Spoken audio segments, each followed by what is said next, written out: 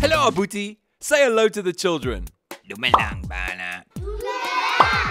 What are we learning today? Dijo. Today we're talking about food. Let's learn some new words. Can you teach us the word for milk in Setswana? Mashwi. And water? Metsi. And what about bread? Boroto. Abuti, what is the word for fruits in Setswana? Maungo. Okay. And vegetables? Merojo. Okay, that seems easy. Now let's see what you can remember. The word for milk in Setswana is mashwi. And the word for water is metsi.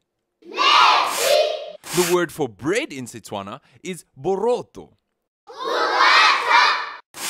And the word for fruits in Setswana is maungo. And the word for vegetables in Setswana is merojo. And now you can use these words in sentences. Goodbye, Abuti. Goodbye, kids. Salasintle. Sama